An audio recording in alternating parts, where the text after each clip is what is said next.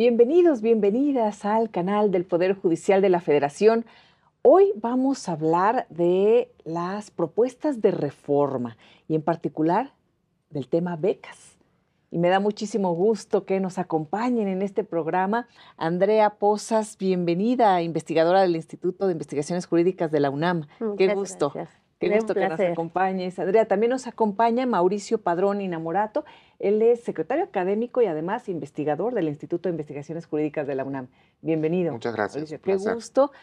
Y vamos a arrancar esta serie de programas para ir analizando, conociendo, informando a nuestra audiencia sobre estas propuestas de reforma que se están realizando, y el tema de becas es una de las propuestas que ha formado parte importante de los proyectos de políticas públicas del sexenio que está por concluir. Andrea, y la primera pregunta sería, ¿es una buena propuesta llevar a rango constitucional este tipo de políticas públicas? Pues miren, yo lo que creo es que para entender si es o no una buena idea, es importante primero pensar qué son las constituciones y qué ponemos en las constituciones, para qué sirven las constituciones. Y como todos y todas ustedes saben, las constituciones tienen el objeto de incluir las reglas básicas del juego, por un lado, lo que llamamos la parte, digamos, más organizacional del Estado, cuáles son las facultades y los poderes de cada una de las ramas del gobierno y de los organismos autónomos, y en nuestro caso, y por otro lado, incluir los derechos, ¿no? Estos son como los dos elementos clásicos de las constituciones desde el siglo XVIII, finales del XVIII, que surgen las constituciones escritas. Y entonces, ¿para qué hacer una constitución escrita? Bueno, la idea de tener una constitución escrita surge en ese periodo justo para que distinguir entre el gobierno y lo que el gobierno puede hacer y lo que, digamos, en las democracias el pueblo o, digamos, la soberanía que reside en el pueblo puede y debe hacer. Entonces, la idea es, nosotros en una democracia elegimos a un gobierno y este gobierno representa a la mayoría de la población y puede hacer e implementar un conjunto de políticas, un programa que es el programa que gana. Y hay otras cosas, hay un conjunto de reglas que ese gobierno no puede cambiar. ¿Por qué? Porque es una mayoría temporal. Y ese conjunto de reglas las ponemos en la Constitución. Y estas son las reglas, digamos, del juego. Entonces, poniéndolo, digamos, con un símil como con por decirlo, con el fútbol, pues puedes jugar, tener tácticas, pero hay reglas que tú no puedes cambiar cuando juegas. Entonces, esa es la idea de las constituciones, es establecer la diferencia entre reglas constitucionales, que son las que tienen los derechos y los fundamentos que organizan el Estado, y las políticas públicas, ¿no? Y las leyes que son las propuestas con las que gana una mayoría determinada en un momento, ¿no? Entonces, la propuesta en cierto sentido rompería con este esquema. Ahora, no sería la única, porque en México, digamos, se ha constitucionalizado mucho y podemos hablar después de en qué medida nuestra Constitución ya incorpora muchas cosas que tradicionalmente o teóricamente no deberían de estar en las dentro constituciones, de una constitución. Pero eso es, digamos, una propuesta más de constitucionalizar una política pública. Ok. ¿No? Y es interesante porque en esta idea que nos estás compartiendo, podemos considerar a las constituciones como una base mucho más sólida, menos transitoria de lo que puede ser cualquier gobierno que gana con una mayoría, pero que a su vez tiene que representar a toda la población, también a considerar a las minorías, y esa es la visión que estaría englobando también una constitución, representando la visión de las mayorías y de las minorías, de toda la ciudadanía, de toda la población, de la soberanía que recae en el pueblo, ¿no? En esos conceptos así, para que no vaya al vaivén de los cambios, en este caso en México, sexenales, ¿no? Es Sí. como esta seguridad que debemos tener con las constituciones y por ello también se requiere mayoría calificada para que no se hagan los cambios a la ligera de la propia Exactamente. Constitución, ¿no? ¿Qué sucede cuando no hay mayoría calificada y se quieren realizar este tipo de propuestas? Pues ahí la experta en realidad es Andrea, pero el tema acá es que en el caso particular del tema que nos ocupa, que son las De las becas, becas. forma parte de un paquete de medidas que el presidente está proponiendo.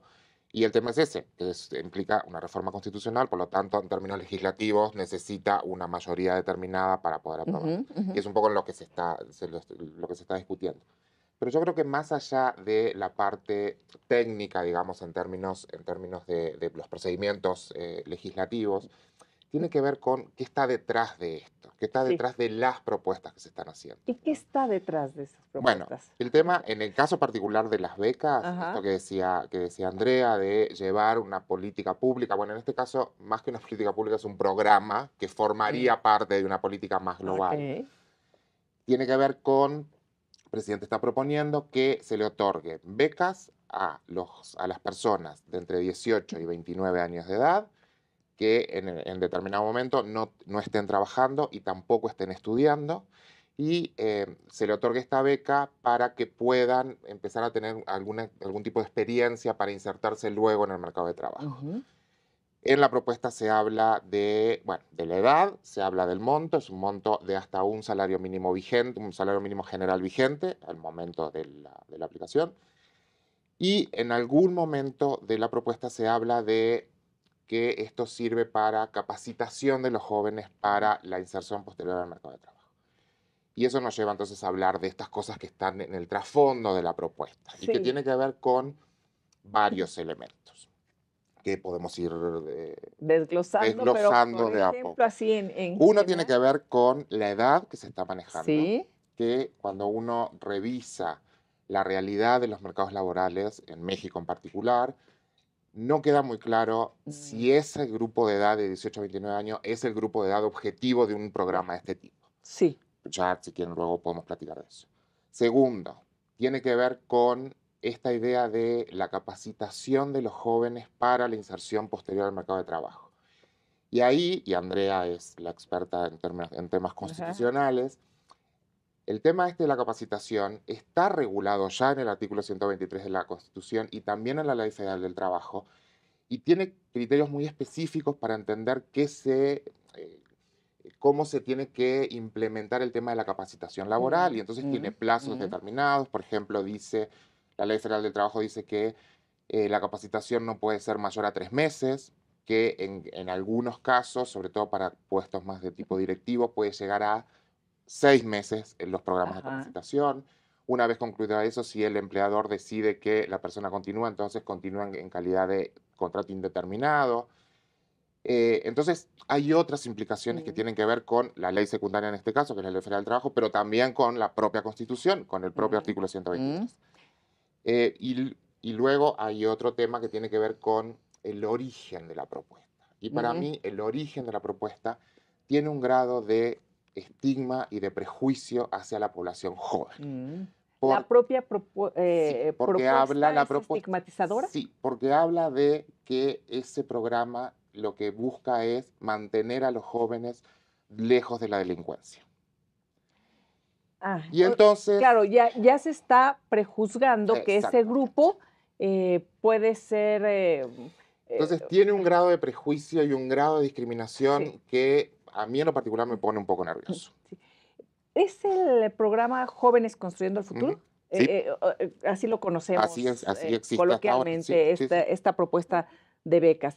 Pero por lo que comenta Mauricio Andrea, vemos que hay también no únicamente pues esta intención de llevar un programa que forma parte de una política pública a la Constitución, ¿no? Y que choca con lo que nos habías comentado, ¿no? Se confronta con esta explicación inicial, sino además, no sé si sea constitucional o no, si sea inconstitucional o hay ahí un choque también con el propio artículo 123. 23. Y Lo que pasa es que, si se fijan, digamos, el problema de fondo es que como los programas forman parte de las políticas públicas, digamos, que están en términos jerárquicos, en términos jurídicos, sí. pues muy por debajo, digamos, del rango constitucional. Entonces, ¿qué es lo que pasa? Y esta no sería la primera ocasión que pasaría. Es que al poner un programa en la Constitución o al poner cuestiones que son realmente reglamentarias, a nivel reglamentario, ponerlas en la Constitución, se generan muchísimas tensiones, ¿no? Y esto, a ver, esto es importante decirlo, en México, en nuestra Constitución, es una Constitución a la que le hemos metido muchísimas cosas. No es una Constitución minimalista, al contrario, es una Constitución que históricamente es maximalista. Entonces, lo que hacemos es, se han ido metiendo, y esto hay una larga tradición, en el periodo, por ejemplo, del PRI, cada presidente quería meter poner su sello. Y entonces metía, ¿no?, algunas cosas de política pública, pero digamos, esto fue creciendo y paradójicamente, conforme México fue abriéndose hacia la democracia, fuimos metiendo más y más cosas a la Constitución. Ahora, ¿por qué quieres meter algo a la Constitución? Y esto es muy importante. Sí. ¿Para qué metemos algo a la Constitución? Para amarrarle las manos a la mayoría, casi siempre se pone a la mayoría siguiente, ¿no? Entonces, ¿qué es lo que hacían antes? Idealmente, muchas veces, digamos, los presidentes quiero amarrarle las manos a quien sigue, de modo que, porque ¿qué es lo que está pasando? Tú vas a decir, este programa es constitucional. Eso quiere decir que el próximo gobierno no va a poder cambiarlo, y esto es muy importante, claro. No va a tener la libertad para implementar sus propios programas, ¿no? Y va a decir, este programa es constitucional, y si lo quieres cambiar, no puedes tener una mayoría, tienes que tener una supermayoría para transformarlo. Sí. Entonces, por un lado, le amarras las manos a el gobierno que sigue. Sí. Por otro lado, generas muchos cortocircuitos, como los que ya mencionó Mauricio, pero además cortocircuitos porque a lo mejor las políticas públicas muchas veces las queremos cambiar, porque idealmente las políticas públicas se evalúan, se ajustan, claro. Tienes que tener esa flexibilidad. Tenemos que saber, ¿está funcionando este programa? ¿Cómo lo Además, porque la sociedad se va transformando. Exacto. Y una política pública que puede ser muy efectiva en un determinado momento, bueno, esa población ya crece y al rato lo que necesitas es becas para los adultos mayores. No, porque esa población ya envejece, claro. Se envejeció y, en fin, hay muchas consideraciones, pero me llama la atención sobre lo que comentaba Mauricio. Hay una evaluación de estas políticas públicas para empezar, porque ¿por qué querer implementar unas sí y otras no? Y en este caso la de becas. A ver, la propuesta del decreto, que es así se llama, son becas para jóvenes entre 18 y 29 años. En realidad, Andrea hablaba al principio de esto que retomamos, que es un programa dentro de lo que uno esperaría que fuera una política pública dirigida a la población joven. Ajá. De eso ya lo podríamos discutir en nuestro programa. Perdón. Es un programa que ya existe, que se implementó en este gobierno, que se llama Jóvenes Construyendo el Futuro. ¿Ha funcionado? ¿Cómo ha funcionado? Ese programa es un programa dirigido a jóvenes de entre 18 y 29 años. Se le otorga una beca mensual, que es un salario mínimo, 7,000 pesos más o menos. Y ahí se especifica, porque como parte del programa está diseñado el programa, entonces se dice, bueno, se hizo un catálogo de empleadores posibles para que los jóvenes pudieran acceder a esos empleadores y tener estos espacios de capacitación. Y bueno, y ahí tiene como ciertas reglas de operación. No hay muchas evaluaciones del programa que se han hecho, digamos, desde que existe. Las evaluaciones que hay no son muy favorables al programa. Pero además es una cosa que los que estudiamos el tema laboral, no es una cosa que nos sorprenda. No es un programa original de México, existen en muchos países programas muy parecidos a esos, y no son programas que funcionan. Porque están dirigidos a una población que yo, como decía, la edad es una edad que me parece que está mal enfocada. Porque tendría que ser menor, A ver, el programa va dirigido a personas de 18 a 18 a 29 29. años. Hablar de jóvenes es un tema complicado porque es un grupo muy heterogéneo, porque tú estás hablando de un joven de 18 y un adulto de 29. Claro. Pero hablarlo en términos educativos y en términos laborales también hay mucha heterogeneidad. Mm. Los que nos dedicamos al estudio de los mercados laborales, cuando hablamos de jóvenes, definimos a la población joven entre 15 y 24 años. ¿Por qué hacemos ese recorte? Bueno, primero porque hay organismos internacionales que así lo sugieren y así lo recortan, pero además en términos de la realidad del mercado de trabajo, la población hasta los 24 años tiene unas características particulares y a partir de los 25 años, esa población se parece mucho a la población adulta. Ya. Entonces no tiene sentido analizarlos como un grupo particular porque ya comparten muchas características con el resto de la población.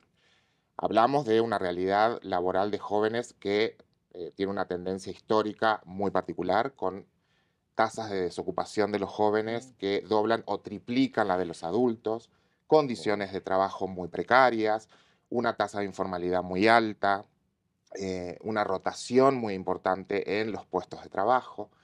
Y este programa, que lo que implica es, tú te contactas con un empleador, el empleador te da la oportunidad para que tú te capacites durante X cantidad de tiempo, el programa dice un año, y luego el empleador tiene la potestad de quedarse contigo para que sigas trabajando o despedirte. O, bueno, no despedirte, sino no seguir contigo. Y eso es lo que ha pasado. Hay mucha simulación dentro del programa.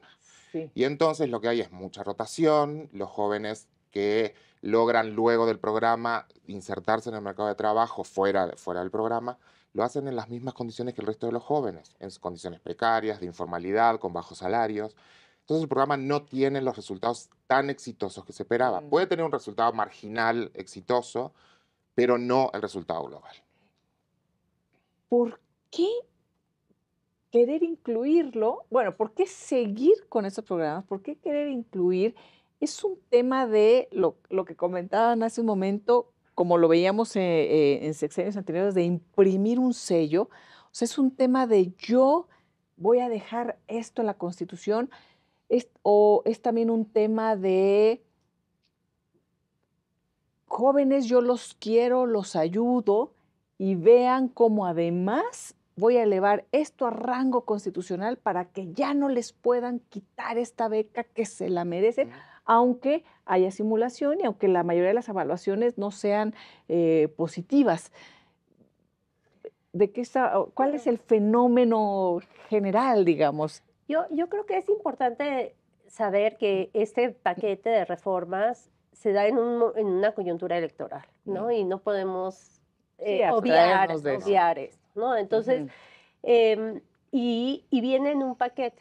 Entonces, hay varios estudios, y esto es bonito, incluso a nivel comparado, de cómo cuando muchas veces se hacen paquetes de reforma en donde incorporas como dulces, ¿no? Sí. Y los mezclas con otro tipo de reformas que pueden ser como más complicados. Y entonces el paquete en sí aparece como más atractivo, ¿no? Sí, y atractivo. Qué benevolente que quieren meter esto a favor de los jóvenes, ¿no? Claro. Para entonces a la vez meter algunos otros temas más complicados, ¿no? Sí. Por ejemplo, polémicos. Exacto. Por decir, tienes un tema como la reforma judicial, pero la pones junto con otro tipo de reformas que vienen y que además es que, y esto es muy importante, hay que separar, yo creo, cuando evaluamos el programa en términos de la evaluación que está haciendo, por ejemplo, que nos compartió Mauricio, que es una evaluación vista desde los y las especialistas con una visión de el trabajo y cuáles son los efectos para los jóvenes en términos de realmente se cumple el objetivo de que consigan un trabajo estable, de que salgan de precariedad y demás. Eso evidentemente no es el caso, pero hay otra cuestión, que es que sí reciben ese dinero durante un año y no es tan poco dinero. Entonces, un dinero que llega a las familias y que pues ha apoyado a millones de jóvenes y que son 7,000 pesos mensuales durante un año que finalmente a quien no, o sea, a las familias les pueden hacer una diferencia. Entonces es un programa que puede ser muy popular, aunque no sea muy eficaz para los objetivos que pretende, ¿sí? Y en un periodo electoral pues te dicen esto, te lo voy a garantizar. ¿No? Exacto, exacto. La gente está viendo y las familias que les llega dinero constante y sonante de esta propuesta y además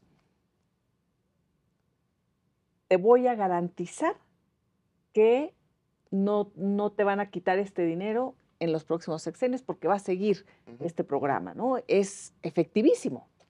Sí. A ver, eso que decía Andrea. A ver, ¿es bueno, es malo? Porque el discurso también de, pues antes no nos daban. Sí. Y ahora sí me lo dan, entonces sí me quiere. ¿Y por qué me lo van a quitar? Y es entendible porque alivia cualquier situación, cualquier necesidad, el que un joven reciba 7,000 pesos y además si eso se junta con otros programas de la mamá, el papá, el abuelito, que a su vez recibe, pues ya hay ahí un ingreso muy importante a nivel familiar. Totalmente, pero a ver, retomando esto y lo que decía Andrea, claro, a ver, como regresémonos un poco hacia atrás, ¿no? Es decir, uno lee la propuesta y yo creo que la mayoría de la gente lee eso y dice, no, pues sí me parece muy bien, le vas a dar una beca a una persona que forma parte de un grupo que tiene ciertos niveles de vulnerabilidad o que tiene ciertas características particulares que los ponen en situación de vulnerabilidad.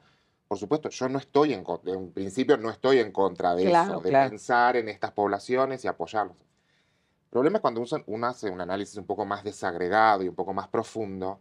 Claro, es una medida paliativa absolutamente. O sea, tú estás... Es durante un rato vas a recibir esto, pero después te vas a quedar sin nada y a ver cómo le haces. Exacto.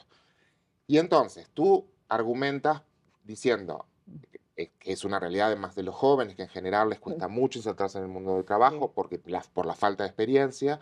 Y entonces lo que dice el presidente es, con esto yo les pago para que adquieran experiencia y luego se inserten al mercado de trabajo. El problema es que el mercado de trabajo es un mercado muy complicado, que tiene características muy particulares y que no es fácil. Por más que tú hayas trabajado durante todo el año seguido, ¿no? Y que hayas adquirido experiencia muy especializada, cuesta mucho trabajo insertarse en un mercado de trabajo que tiene características muy particulares. Es un mercado de trabajo muy heterogéneo, es un mercado de trabajo muy precarizado, muy informalizado. No nos olvidemos que en México el 60% del trabajo ocurre de manera informal. 60%. Con muy bajos salarios, con poca estabilidad. Entonces, es un mercado de trabajo complicado. Por más que tú le des eso durante el año, no le estás asegurando luego, ¿no?, que se va a enfrentar. ¿Qué pasa después de ese año? Exactamente. Entonces, eso, yo no es que esté en contra de eso, me parece que hay que pensarlo desde otro lado. Y es lo que decía Andrea hace un rato. Por eso las políticas públicas existen de la manera que existen. Porque entonces uno las diseña, las implementa, ve cómo funcionan, tú decías, funcionan en un contexto además histórico y temporal particular. Exacto. Y luego hay que irlas cambiando porque la realidad va cambiando. Entonces, no es fácil. Y los jóvenes, la realidad de los jóvenes frente al mundo del trabajo, es lo que les digo, es una realidad que es de hace muchos años, ¿no? Podemos fijarlo básicamente en la década de los 80 con el cambio del modelo económico, y ahí los jóvenes han tenido una realidad muy particular.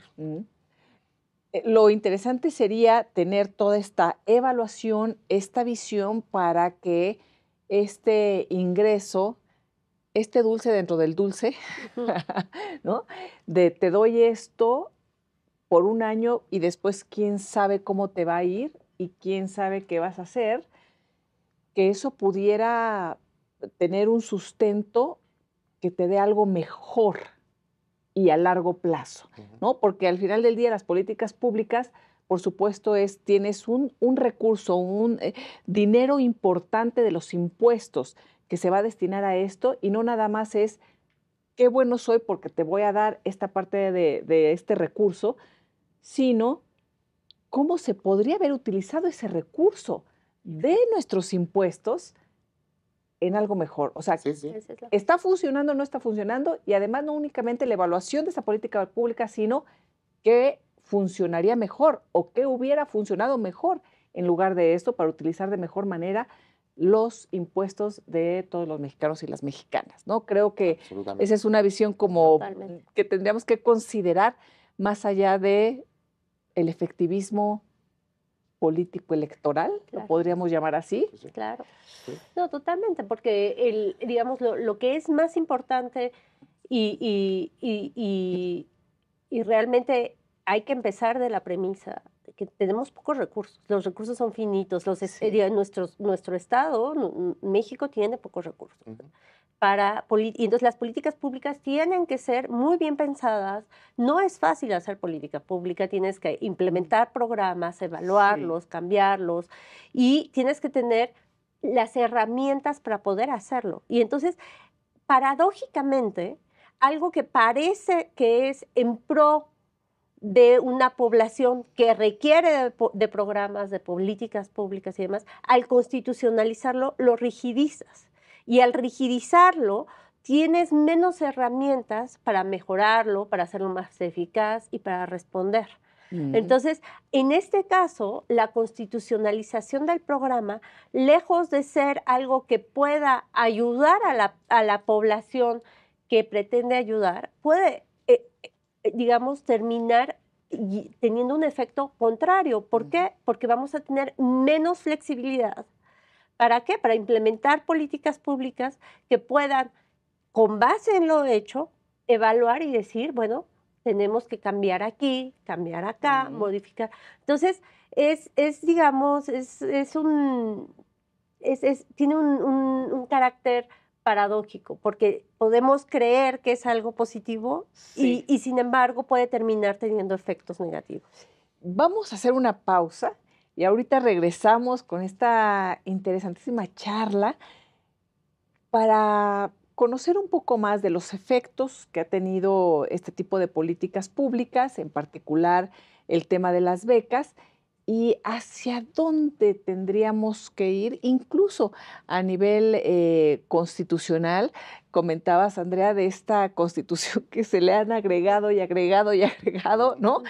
¿Qué tendríamos que hacer? ¿Seguir agregando o más bien ir acortando y hacer de una manera más flexible y efectiva las políticas públicas? ¿Pero cómo? Una pausa y volvemos.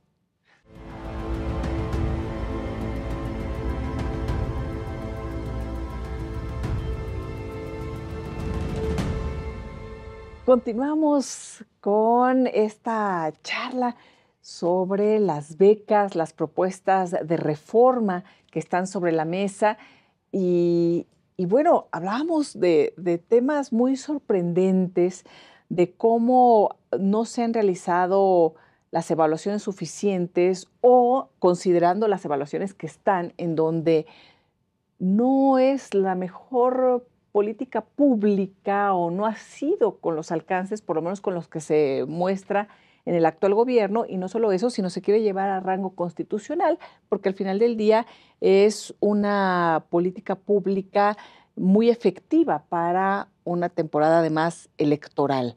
Eh, se ha, hablabas de la edad, en donde dices, no es la mejor edad o no se ha considerado el rango de edad que tendría que estar dirigida esta política pública, mejor conocida como Jóvenes Construyendo el Futuro. Y hablabas también de la estigmatización que se ha dado alrededor de todo este tema. ¿Por qué? ¿Por qué esa estigmatización?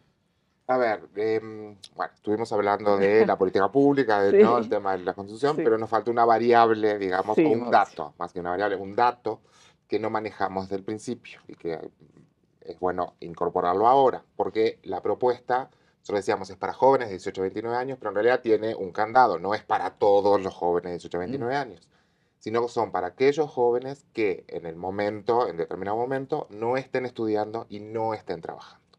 Es decir, que se encuentre en esta situación de doble inactividad o lo que se conoce, sobre todo en los medios de comunicación y en algún ámbito de la política, los famosos ninis. Bueno, el propio presidente lo ha mencionado, Exacto. pero curiosamente dice, estigmatizaron con este término de nini, y entonces por eso ahora nosotros sí vamos a apoyar a los jóvenes sin esta estigmatización, pero entonces se quita una estigmatización para poner otra A ver, porque claro, estos jóvenes, a ver, hay algunos estudios sobre esta población particular, que son los jóvenes que se encuentran en una situación de doble inactividad, para no llamarle ninis, porque es cierto que el término es acrónimo despectivo. nini se fue volviendo muy negativo, Ajá, digamos, ¿no? ajá.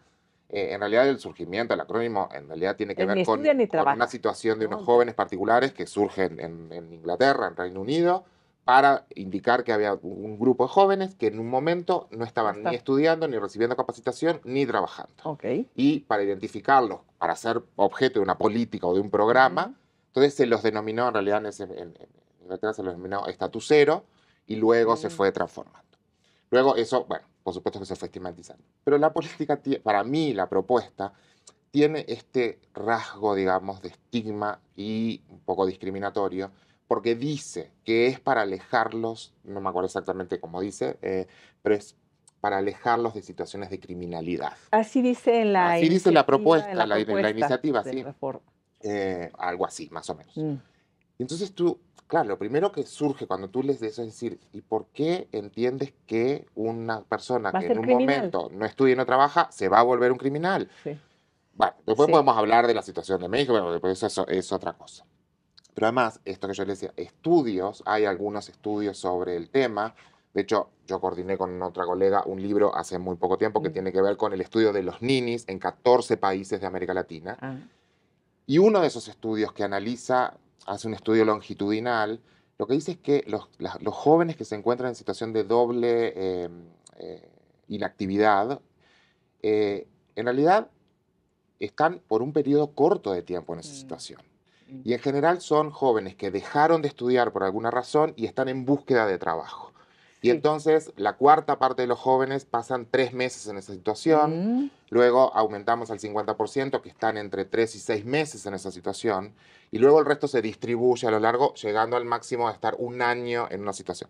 Entonces en realidad volvemos a una realidad que no son todos los jóvenes. Sí. Los jóvenes están ahí por una cuestión circunstancial, es una situación, no es una Es condición, es una temporal. situación. Exactamente. Es una situación temporal. Exactamente. Y además, los jóvenes que no estudian y no trabajan, las y los jóvenes que no estudian y no trabajan, también tienen características muy particulares. Porque uno puede partir de una definición general, ¿no? Que son los que no estudian y no trabajan. Pero cuando uno empieza a desmenuzar a quienes están ahí adentro, ¿quiénes son? la gran mayoría son mujeres que realizan trabajo doméstico no remunerado, que realizan trabajos de cuidados, ingresan ahí personas que tienen algún tipo de discapacidad que le impiden trabajar. Y cuando tú vas sacando a toda esa gente que en realidad no forma parte, porque en realidad las mujeres que realizan trabajo doméstico en sus propios hogares, pues, trabajan, Claro. atienden a su familia, cuidan de los integrantes de su familia, por lo tanto no son eso. Entonces tú vas bajando y en realidad el porcentaje de jóvenes que se encuentran en esta situación termina siendo el 8% de los jóvenes.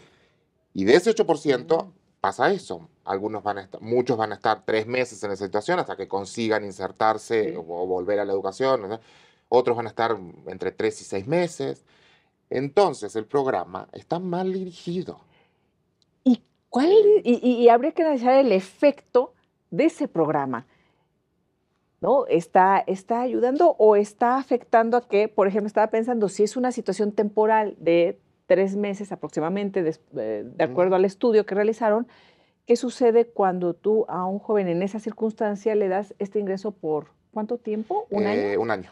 Por 1 año. La reforma propone 1 año.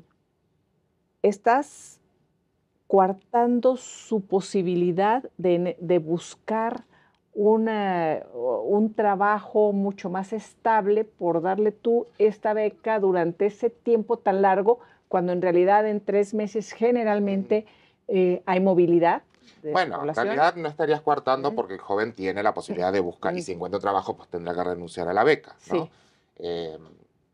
El problema de llevar al rango constitucional es que no está, que no tenemos cómo va a operar eso. porque ese es Sí. el problema de la Constitución, que luego necesita leyes secundarias que permitan implementar esas cosas. No lo sabemos. Entonces, Suponemos que va a funcionar igual que el programa de Claro. Jóvenes Construyendo el Futuro. si llegara este programa a nivel constitucional, el de las becas, ¿cuál sería uno de los efectos inmediatos? ¿Se tendría que crear las leyes Claro. secundarias? ¿Se Totalmente. crean o no se crean generalmente en tiempo y forma las leyes secundarias? ¿O se deja ahí a ver cómo se implementa? ¿Qué pasa cuando llega una propuesta y se aprueba?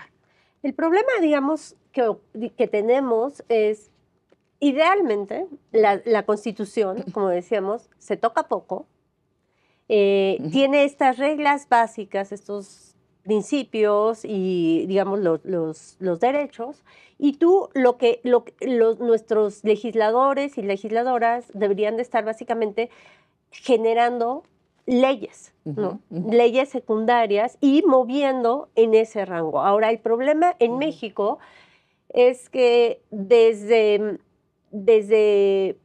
yo creo que empezó esto muy, muy poco a poco en finales de los 70s, ¿no? Y fue dándose cada vez más hasta los 90s y empezó mucho más fuerte. Es un proceso que le hemos denominado hiperreformismo, en donde México es el país con más reformas constitucionales de la historia del constitucionalismo moderno. Es decir, no hay ningún país en el globo terráqueo y en la historia, desde que se generaron las primeras constituciones en finales del siglo XVIII, ninguna constitución ha tenido tantas reformas constitucionales como la Constitución mexicana.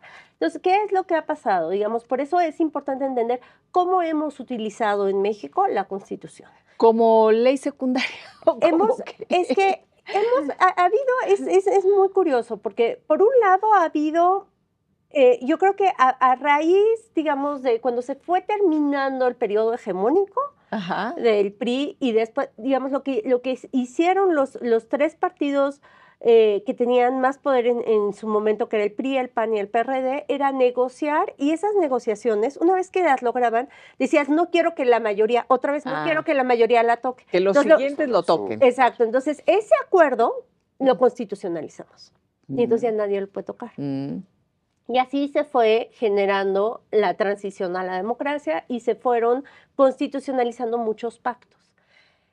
Y eso ha hecho que se constitucionalice muchísimas cosas. Piensen, por ejemplo, que en nuestra Constitución se regulan los segundos que aparecen los partidos políticos en periodos electorales a nivel constitucional. Eso está en la Constitución. Está ya en la Constitución. Y es un nivel de regulación como muy en detalle. Que no es, el lugar no es la Constitución, ¿ves? Entonces, lo que hemos generado es que tenemos una Constitución muy abigarrada, que se ha ido cambiando muy poquito a poco en muchas cosas y que genera el tipo de complicaciones de las que nos hablaba Mauricio, ¿no? En donde, por un lado, tienes que los cambios no se hacen integralmente, entonces empiezas a tener tensiones entre esta reforma y lo que estaba antes, porque claro, no estás reformando todo y viéndolo de modo integral. Entonces tienes tensiones al interior de la propia Constitución que generan una Constitución muy difícil de manejar, y tenemos por eso a la Suprema Corte de Justicia teniendo que resolver en términos de interpretación constitucional todos los conflictos que se generan al incorporar tantos cambios en la Constitución de modo fragmentario. Ahora, esta reforma en particular está en un extremo, ¿no? Porque ya es constitucionalizar un programa de una política pública. O sea, es llevar a rango constitucional algo que realmente debería estar incluso a nivel reglamentario. ¿Ves? Entonces, eso te genera una Constitución y un sistema constitucional con muchos problemas. Y comentabas, Andrea, que además en esta forma de gobernar presentas estos dulces que suena, que pueden saber muy, muy ricos, ¿no? Y para la población decir, me gusta que me defienda y que me garantice que yo voy a recibir 7,000 pesos durante un año si no tengo empleo, no estoy estudiando, no me están capacitando.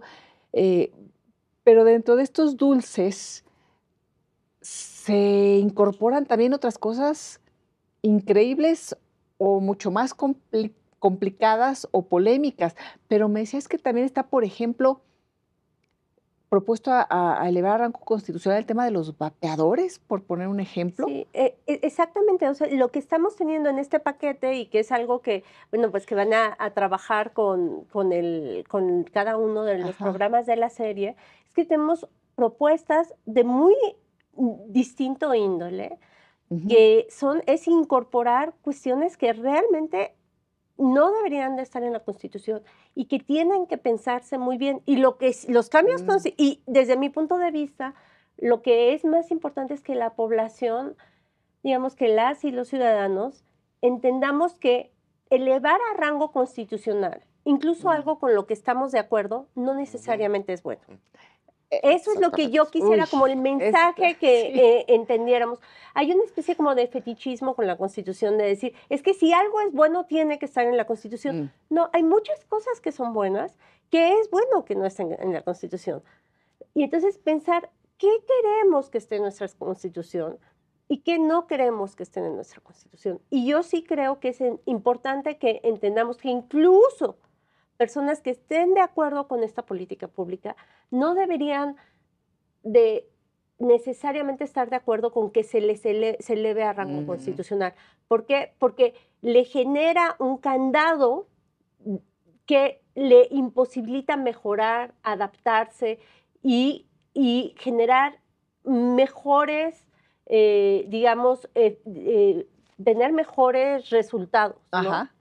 Y además algo que a mí me parece, y esto es una impresión propia, creo que en este caso también el presidente está poniendo su sello y decir, esta es una política pública que se identifica conmigo y quiero como que mi sello a la historia. pase, digamos, vaya más allá del sexenio, ¿no? Y esto es, digamos, esto no es ideal para quien sea que gane las elecciones que sigue, ¿no? Porque como presidenta o presidente quieres tener la posibilidad y te votaron a ti.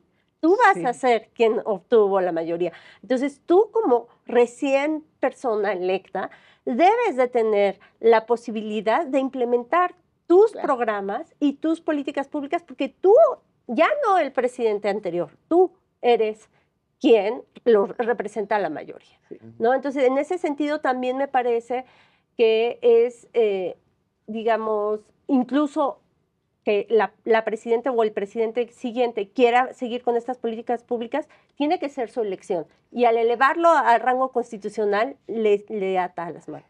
Pero sí hay algo además que se tiene que ir transformando y mejorando, y lo hemos visto al paso de los años, son las políticas públicas de un país, ¿no? ¿Quién quiere políticas públicas estáticas? Absolutamente. ¿No? Pero es como una receta para el fracaso, ¿no? Sí, pues no tiene ninguna lógica, lo que decíamos hace un rato, la realidad cambia y hemos visto, porque luego nos enfrentamos, bueno, el caso concreto es la crisis que tuvimos, la crisis sanitaria del COVID. Nos puso en una situación que era sin precedentes en la historia moderna, digamos. Bueno, no sé si moderna, pero en los últimos años nos enfrentó a una realidad que tuvimos que irle dando solución. Y para eso necesitas esta flexibilidad. Si tú llevas a rango constitucional una idea que te requiere un montón de recursos económicos, cuando te enfrentas a eso, ¿qué haces? Claro. Porque hay momentos en que tú necesitas todo etiquetado. Además, todo tendría... Claro, ese es el problema. El presupuesto está etiquetado ya para todo. Y además, ¿y qué flexibilidad tienes? Eso, y además, permítame que insista, intentando con esta lógica de que se supone que quieren solucionar un problema de un grupo de la población. Que no se está solucionando. Que en realidad no se está solucionando, se está poniendo un parche que es muy temporal, pero además es un grupo que tiene estas características de las que hablamos, que en realidad no sé si requiere atención prioritaria en esos términos. Requiere soluciones de otro índole, ¿no? Mauricio, tengo entendido además que esta propuesta la quieren llevar a otros países de Centroamérica, Sudamérica. ¿Ha habido como este tema o...? A ver, en la región de América Latina hay muchas experiencias de este tipo, ¿no? Ujú. Porque los jóvenes, yo decía, Sí, es una realidad, estamos hablando del caso mexicano, pero es una realidad que comparten básicamente todos los países de América Latina, algunos con más gravedad que otros. sí. En este texto que se en este libro que hicimos, que revisa 14 países de América Latina, uno mira los datos y son básicamente muy Ah, parecidos, ¿no? ujú, ujú. Algunos un poco más, algunos un poco menos, pero cuando uno revisa la población esta que está en situación de doble inactividad, ronda el 14%, más o menos, en promedio en la región. Y los países han implementado muchos programas para atender a los jóvenes, ¿no? Y entonces tienen que eso, el programa del primer empleo, el programa de inserción laboral, el programa de mi primer trabajo. Y tienen un poco la misma lógica. Sí, Pues no han no. funcionado. A ver, si ustedes son electos, presidenta de la República, presidente de la República, van a tener la posibilidad de proponer las políticas públicas. Mm, Bueno, a Andrea le preguntaría, ¿habría una que llevaría ella a rango constitucional? ¿Sí o no? Mauricio, ¿qué harías?